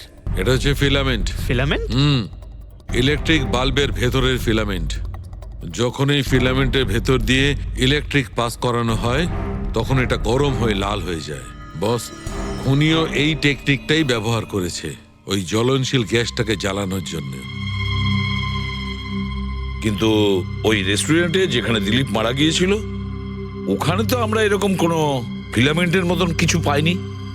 বস, এত ছোট্ট একটা জিনিস, ওটা খোলা জায়গা, হয়তো কোথাও উড়ে চলে গেছে, কিন্তু এখানে তো পুরো ঘরটাই বন্ধ, তাই জন্যে খাটের তলায় এটা আমি পেয়ে গেছি। কিন্তু স্যার, ফিলামেন্ট দিয়ে ইলেকট্রিক পাস করানোর জন্য ওয়্যারসের কোনো না কোনো কানেকশন তো থাকা উচিত বেড পর্যন্ত।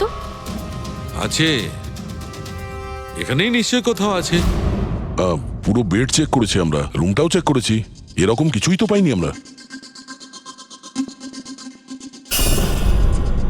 দয়া, ওই দরজাটা কিসের? Manager, yes sir. ওই দরজার ওপারে কি আছে? স্যার আর একটা রুম আছে, এই রুমের সাথে ওটা কানেক্টেড। এমনিতে এই দরজাটা সিল থাকে, এটাকে কেউ খোলে না স্যার। খুলুন এই দরজাটা। Yes sir. আসুন স্যার।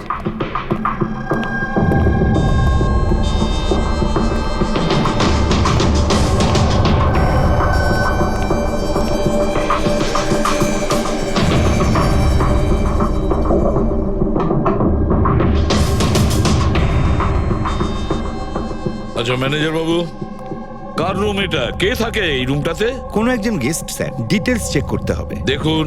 Okay sir.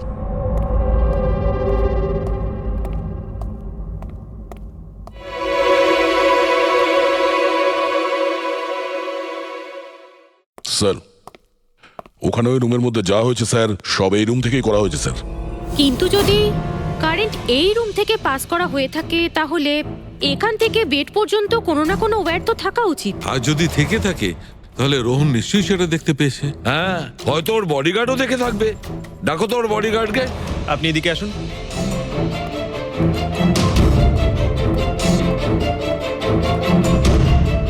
একটা কথা বলো, যখন তুমি রোহনের ঘরে এসেছিল তখন কোনো তার দেখেছিলে এখানে এই দরজা থেকে ওই রুম পর্যন্ত? কোনো কিছু? না স্যার, রোহন স্যার এই রুমে ঢোকার আগে আমি এই রুমটাকে খুব ভালো করে চেক করেছিলাম, কিন্তু তার বা সেরকম কিছু আমার চোখে পড়েনি। ঠিক আছে, যাও তুমি। যাই হোক না কেন দয়া, খুনি এই দরজাটা ব্যবহার করেছে।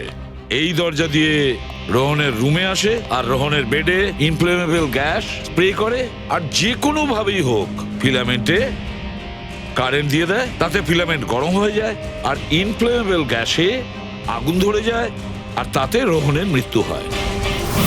বস, একটা কথা কিন্তু ঠিক, খুনি যেই হোক না কেন তার ইলেকট্রিক আর কেমিক্যাল সম্পর্কে খুব ভালো জ্ঞান আছে। প্রফেসর কুমার, ফিজিক্সের প্রফেসর কুমার, ওর থেকে আর কে বেশি জানতে পারে এই ব্যাপারে? স্যার, ওই প্রফেসর কুমারের সঙ্গে দেখা করো। স্যার। দয়া, আমিও যাব তোমার সঙ্গে।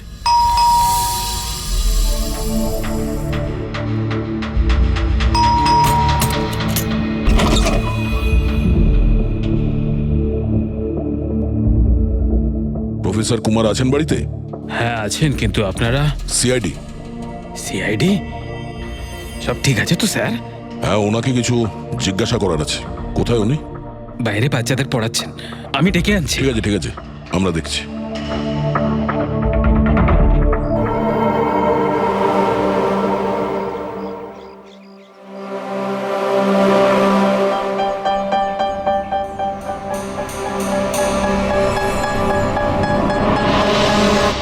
মিস্টার কুমার, আপনার কাছে আমাদের কিছু জিজ্ঞাসাবাদ আছে। বলুন, কি জানতে চান? আপনি এটাকে চেনেন? এটা তো ফিলামেন্ট। গুড, ঠিক চিনেছেন আপনি। আপনি জানেন আমরা এই ফিলামেন্টটা কোথা থেকে পেয়েছি? সেটা তো আপনারাই বলতে পারবেন কোথা থেকে পেয়েছেন। রোহনের বিছানার নিচে। কাল রাত্রে রোহন ওই বিছানাতেই পুড়ে মারা গেছে। হোয়াট? রোহনও মারা গেছে? কাল রাত্রে আপনি কোথায় ছিলেন? রাত 9টা থেকে ভোর 3টে পর্যন্ত। আপনারা আমাকে সন্দেহ করছেন? এটা আমাদের প্রশ্নের উত্তর হলো না মিস্টার কুমার। কাল আমি সারা দিন আর সারা রাত্রি বাড়িতেই ছিলাম। কোনো প্রমাণ? আগে আমার কাজের লোক রামু আর Bikash, please come here.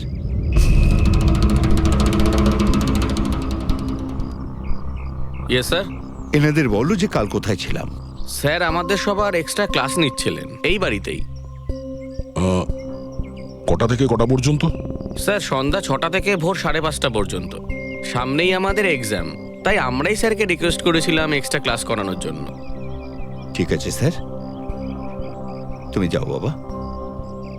Sir, আমার আরো 5 জন স্টুডেন্টস আছে যারা কাল সকাল 9টা থেকে 5:30 পর্যন্ত আমার কাছে ছিল। বলেন তো ওদেরও ডাকি? ঠিক আছে, এবার আমি যেতে পারি স্টুডেন্টদের পড়াতে? Please please. Thank you.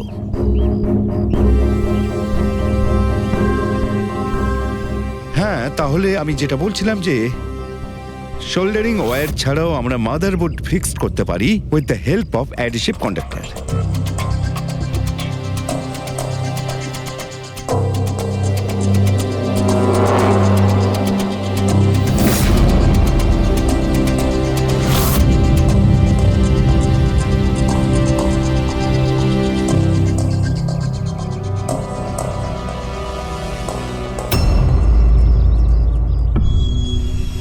My god, my god! আরে ভাই, কি ব্যাপারটা? কি? আরে ভাই, এই ভুলটা আমি কি করে করলাম? কি গড, বুড়ো হয়ে গেছি আমি বুড়ো হয়ে গেছি। দয়া একটা কাজ করবে, 1 ঘন্টা পরে ফরেন্সিক ল্যাবে দেখা করো। একটা জিনিস দেখাবো। 1 ঘন্টা পরে। আরে ওই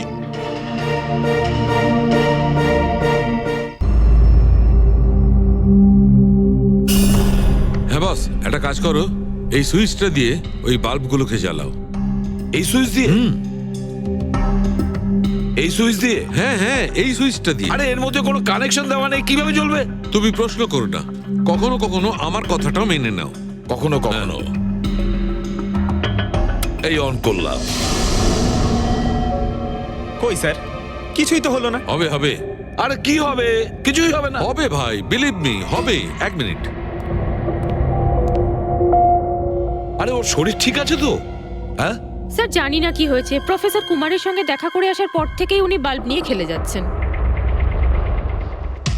একটা কথা বলো, ওই ফিঙ্গারপ্রিন্ট গুলোর খবর কি, যেগুলো তুমি হোটেলের লোকেদের কাছ থেকে নিয়েছিলে আর ওই রুমটা থেকে নিয়েছিলে? স্যার অনেক ফিঙ্গারপ্রিন্টস পাওয়া গেছে, কিন্তু সবগুলো স্টাফ মেম্বারসদেরই, এছাড়া আর কারোর পাওয়া যায়নি। এটা কিভাবে সম্ভব? এই যে দাদা, একটু এই দিকেও দেখুন। হ্যাঁ হ্যাঁ, দেখছি। হ্যাঁ,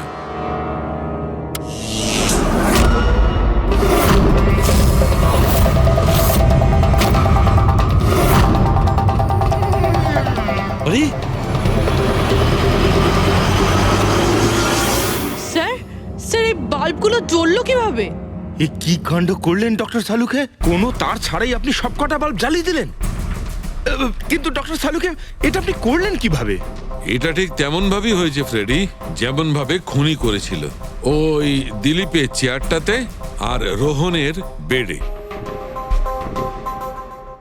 ম্যাজিশিয়ান সালুখে, এবার পরিষ্কার করে বলুন আপনি সব করলেন কিভাবে? কারেন্ট কি হাওয়া থেকে আসলো? হাওয়া থেকে আসেনি বস, তাহলে কারেন্ট এসেছে ইলেকট্রিক পেইন্টের সাহায্যে। Electric paint? হ্যাঁ, ইলেকট্রিক পেইন্ট। আসলে ইলেকট্রিকের যে তার হয় সেটা মেটালের হয়। Metal is a good conductor of electricity, সেই জন্য কারেন্ট ওর মধ্যে দিয়ে পাস করে। ঠিক একই রকম ভাবে কিছু পেইন্টও আছে যেগুলোকে আমরা ইলেকট্রিক পেইন্ট বলি, আর এটাও গুড কন্ডাক্টর অফ ইলেকট্রিসিটি। এর মধ্যে দিয়েও ইলেকট্রিসিটি পাস করতে পারে। অদ্ভুত ব্যাপার হলো এটা যে কোনো কালারের সঙ্গে মিশে যায়, যেটা খুব সহজে যে কোনো ব্যাকগ্রাউন্ডে মার্জ হতে পারে। ও, এই কারণেই আমরা হোটেলের রুমে আর রেস্টুরেন্টে কিছু দেখতে পাইনি স্যার। এক্স্যাক্টলি দয়া, খুনি আসলে হোটেলের রুমের আর রেস্টুরেন্টের ফ্লোরের দুটোর কালার এই কালারের সঙ্গে ম্যাচ করেছে, এই জন্য আমরা দেখতে পাইনি। তার মানে ইলেকট্রিক কারেন্ট, এই ইলেকট্রিক পেন্ট, এটা কি খুব সহজেই পাওয়া যায়? হ্যাঁ, পাওয়া যায়। আসলে এটা ইলেকট্রিক সোল্ডারিং আর রিপেয়ারিং এর কাজে লাগে। আর এটা সবচেয়ে বড় বিশেষত্ব হলো যে এটা সাধারণত খালি চোখে এটা দেখা যায় না, শুধুমাত্র ইনফ্রারেড লাইটেই এটা দেখা যায়। আমি দেখাচ্ছি।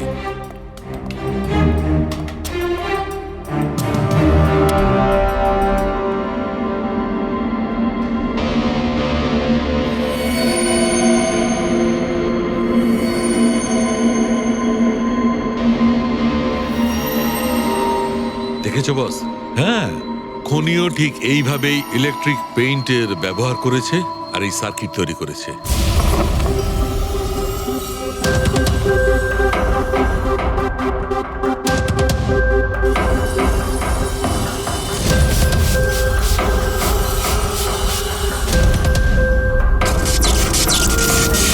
একটা কথা তো নিশ্চিত, এ যেই হোক না কেন তার এ সমস্ত ব্যাপারে খুব ভালো জ্ঞান আছে। কিন্তু স্যার, এদের মধ্যে খুনি কে?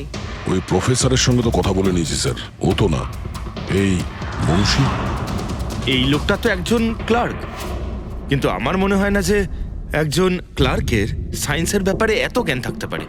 স্যার, এদের মধ্যে সব থেকে বেশি শিক্ষিত তো ওই প্রফেসর কি মনে হচ্ছে? এটা এমন কেউ হতে পারে যেটা প্রফেসরের মতো ইন্টেলিজেন্ট নয়, অথচ এই ব্যাপারে অনেক কিছুই জানে।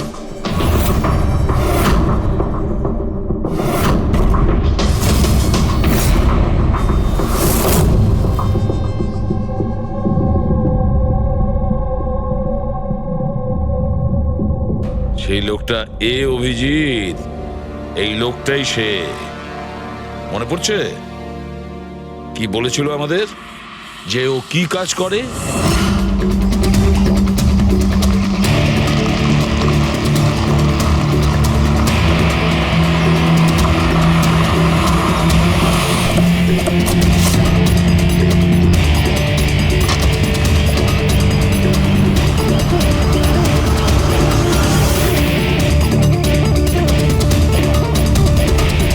যাওয়া যাক শ্বশুর বাড়ি।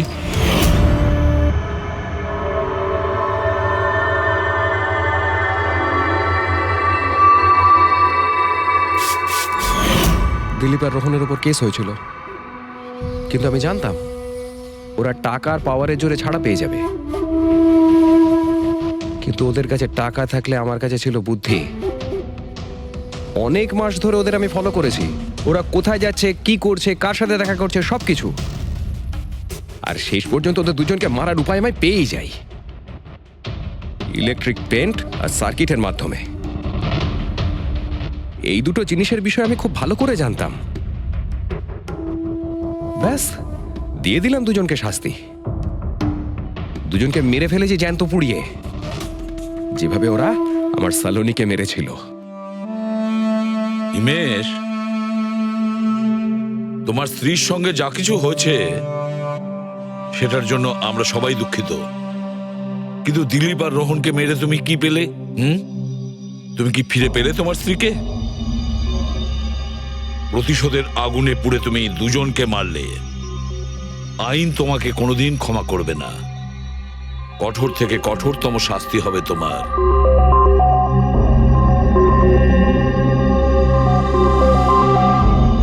কত দূর এখান থেকে? Hello Snehal, hello sir. কি হয়েছে পঙ্কজ? স্নেহাল,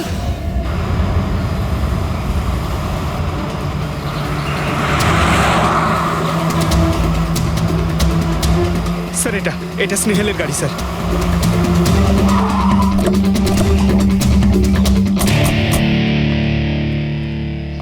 আপনারা? সিআইডি স্যার, আমি ইন্সপেক্টর মহেশ। সামনে থানাতেই আমার পোস্টিং রয়েছে। কিছু জানা গেছে? তেমন কিছু জানতে পারিনি স্যার, কিন্তু গাড়ির সামনে থেকে এই ভাঙা মোবাইলটা পড়েছিল, পেয়েছি স্যার।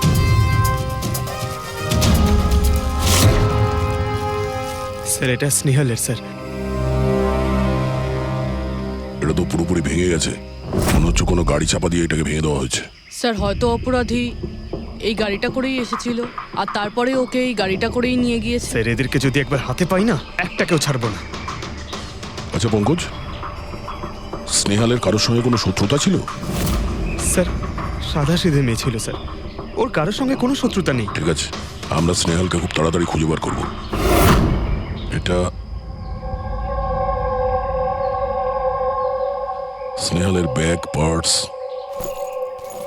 এই ল্যাপটপের মতো দামি জিনিসটাও গাড়িতে। স্যার এই অপরাধটা লুটপাটের জন্য তো শুধু হয়নি। আমি একটা কথা কিছুতেই বুঝতে পারছি না, এই স্নেহাল পুনা যাচ্ছিল তো এই রাস্তায় কেন এলো? মানে এই রাস্তা তো পুনায় যায় না। জিপিএস এর জন্য স্যার, জিপিএস দেখে ওই রাস্তায় এসেছে। জিপিএস ভুল রাস্তায় নিয়ে এসছে, এটা কি করে সম্ভব? স্যার অ্যাকচুয়ালি কি হয়েছিল, জিপিএস হাইওয়েতে ট্রাফিক জ্যাম দেখিয়েছিল, সেই জন্য এই রাস্তাটা ধরেছিল। ও, তার মানে স্নেহাল খুব বড় ষড়যন্ত্রের শিকার হয়েছে। গাড়িতে কিছু পাওয়া গেল সারিকা? কিচ্ছু পাওয়া যায়নি, আর না পাওয়ার কোনো আশা আছে। কেন এরকম কেন বলছো? তুমি এই গাড়িটার থেকে কোনো অদ্ভুত স্মেল পাচ্ছ কি? হ্যাঁ, এই কেমিক্যালের মতো কোনো একটা জিনিসের গন্ধ। এক্স্যাক্টলি, এটা কেমিক্যালের গন্ধ। অপরাধী যাওয়ার আগে এই গাড়িটা ভালো করে পরিষ্কার করে গেছে জিম্বোকোলক্সি নামের কেমিক্যাল দিয়ে। এখন এই গাড়িটার থেকে না তো কোনো আঙুলের ছাপ পাওয়া যাবে আর না ডিএনএ। এই কাজটা তো কোনো প্রফেশনালের।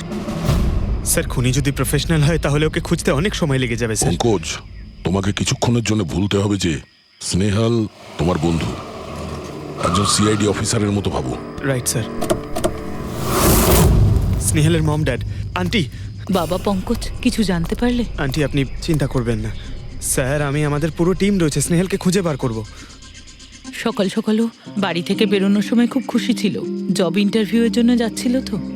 আমি ওকে বলেও ছিলাম তুই পুনা যাচ্ছিস যখন ট্রেনে চলে যা, কিন্তু ও আমার কথা শুনলো না। এই স্নেহাল পুনা যাচ্ছে সেটা কে কে জানতো?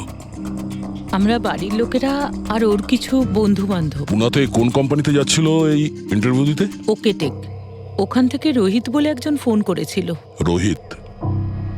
আপনাদের ছাড়াই রোহিত জানতো যে স্নেহাল পুনা আসছে?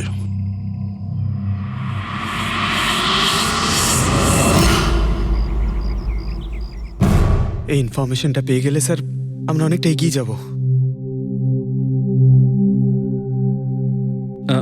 হ্যালো স্যার, আমি হলাম রোহিত, এই কোম্পানির এইচআর ম্যানেজার। রোহিত, স্নেহাল নামের একটা মেয়ে তোমার কোম্পানিতে আসার কথা ছিল না জব ইন্টারভিউ দিতে? জব ইন্টারভিউর জন্য? আগে না তো। না মানে কি বলতে চাইছেন? এই ইমেলটা আপনাদের কোম্পানি থেকে পাঠিয়েছিল তো? এটা তো আমাদের কোম্পানির ইমেল অ্যাড্রেসই নয়, কেউ নকল ইমেল থেকে হয়তো এনাকে বোকা বানিয়েছে। আচ্ছা, এরকম না তো যে এখন তুমি আমাদের বোকা বানাচ্ছ? হ্যাঁ স্যার, এই দেখুন আমার কার্ড, এখানে কোম্পানির ইমেল আইডি পরিষ্কার করে লেখা আছে। যদি আপনি চান তাহলে আমি কোম্পানির বসের সাথেও আপনার দেখা করাতে পারি। আমাদের কোম্পানির সমস্ত পজিশনই ফুল আছে আর এখানে কোনো কাজের জন্য কোনো ইন্টারভিউই চলছে না। স্যার তার মানে এই ইমেলটাও ওই অপরাধীরাই পাঠিয়েছে। অনেক বড় প্ল্যানিং করেছিল কেউ, সে যেই হোক স্নেহালের সম্পর্কে অনেক কিছু জানে। পঙ্কজ, একটু ঠান্ডা মাথায় ভেবে তারপরে বলো, স্নেহালের সঙ্গে কারোর কি কোনো শত্রুতা ছিল? না স্যার। আরে একটু ভেবে চিন্তে বলো, হয়তো কখনো বলেছিল কারোর সঙ্গে ঝগড়া হয়েছিল। হ্যাঁ, মনে করো।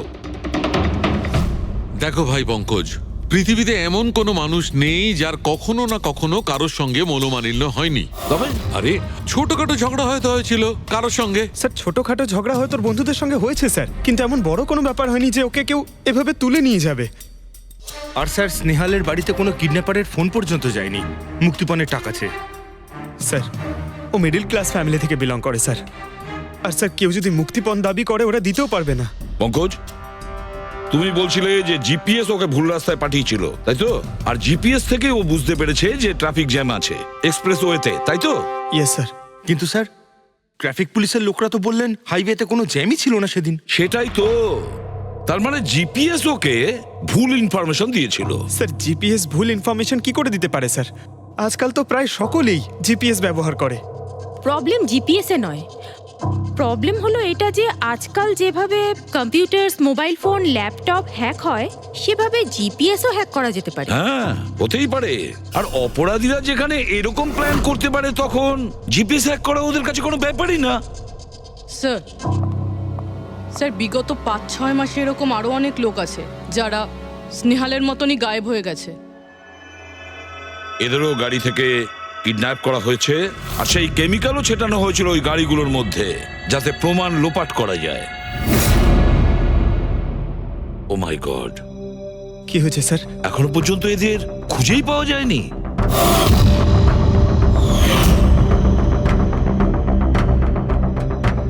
পঙ্কজ, এভাবে ভয় পাবে না, বুঝেছ? স্নেহালকে আমরা খুঁজে বের করবই, ওর কোনো ক্ষতি হতে দেব না, ভয় পেও না। রবি, দেখো তো ক্রাইম ব্রাঞ্চের ইন্সপেক্টর সমীর, উনি এই কেসটা হ্যান্ডেল করছে, ওনাকে বিরতি রাখো। স্যার এই নিখোঁজ ব্যক্তিগুলো সব একই রকম ভাবে নিখোঁজ হয়েছে। প্রথমে ওনাদের চাকরি কিংবা ফ্রি গিফটের লোভ দেখিয়ে ডাকা হয়েছে, তারপরে জিপিএস হ্যাক করে গাড়িতে তুলে নিয়ে যাওয়া হয়েছে, তারপর কেমিক্যাল ঢালা হয়েছে যাতে প্রমাণ সব নিশ্চিহ্ন হয়ে যায়। সমীর, সেসব আমরা জেনেই গেছি। যদি নতুন তথ্য কিছু পাওয়া গিয়ে থাকে বা নতুন কিছু যেটা দিয়ে আমরা অপরাধীর কাছে পৌঁছতে পারি। স্যার গত মাসে এরকম নতুন কিছু একটা পেয়েছিলাম। স্যার দাঁড়ান, এখানেই দাঁড়ান স্যার।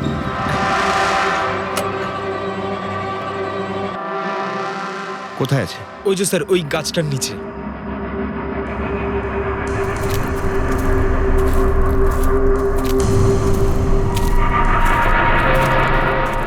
কি হলো, চলো। না স্যার, আপনি যান। আরে ঘাবড়াচ্ছ কেন? আমি আছি তো তোমার সঙ্গে, এসো। না স্যার, আমার ভয় লাগে ভীষণ। আচ্ছা, জায়গাটা কোথায়? ওই যে স্যার, ওইখানে গাছটার নিচে। দাও, আমাকে দাও। স্যার, এখানের এই মাটিটা তো নরম মনে হচ্ছে। এখানে লাশ দেখতে পাচ্ছি, আর এই মাটিটাও হয়তো এর মধ্যে কোনো একটা কাজ করো, জায়গাটা খোঁড়ো। Yes sir.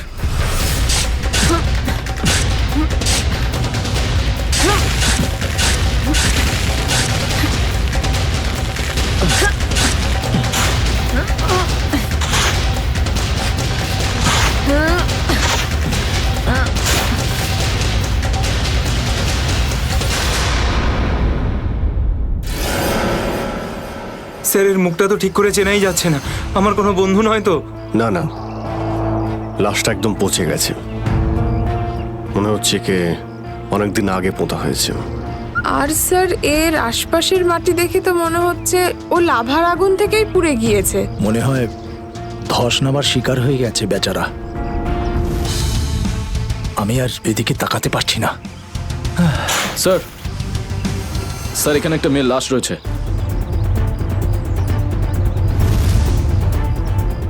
মাই গড, দুটো লাশের অবস্থা একই রকম।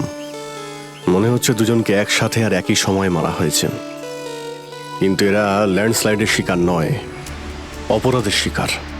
দেখতে পাচ্ছ ওদের শরীরে আঘাতের চিহ্ন। এই এলাকায় তাহলে কি শুরু হয়েছে? আগে তো কখনো চুরি ডাকাতি পর্যন্ত হতো না, আর খুন। স্যার, এখন তো আমার বন্ধুদের জন্য চিন্তা আরও বেড়ে গেল। যদি ওদেরকেও এরকম অবস্থায় দেখতে পাই। আরে দেখো ড্যানি, তুমি সবসময় নেগেটিভ কেন ভাবছো? তোমার বন্ধুদের কিচ্ছু হবে না, আমরা আছি তো। শ্রেয়া, কোনো আইডিয়া আছে? না স্যার, কোনো আইডিয়া নেই। লাশগুলো নষ্ট হয়ে যাওয়ার আগে ফরেন্সিক ল্যাবে পাঠাতে হবে। নিখিল স্যার, হেলিকপ্টার ডাকো আর লাশগুলোকে ফরেন্সিক ল্যাবে পাঠানোর ব্যবস্থা করো। স্যার।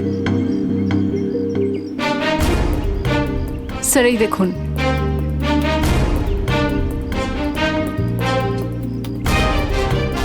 ও, কেউ আমাদের উপরে নজর রাখছে দূরবীন দিয়ে। স্যার, কাল রাতে আমিও ওখান থেকে একটা আলোর ছটা দেখতে পেয়েছিলাম। আমি ভেবেছিলাম জুই সাহায্যের জন্য ডাকছে। কিছু হচ্ছে ওখানে, ওখানে গিয়ে দেখতে হবে।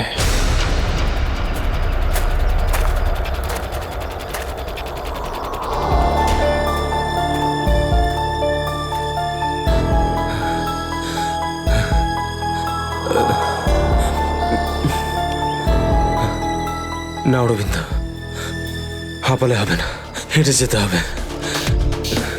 জুইয়ের জন্য হেঁটে যেতে হবে। Come on.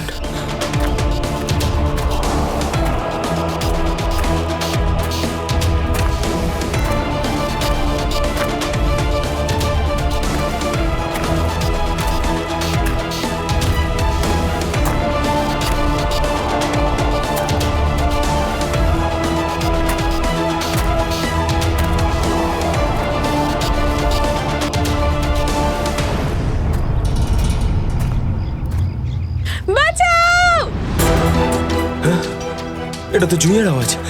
জুই, তুমি ভয় পেও না, আমি আসছি, আসছি আমি। জুই,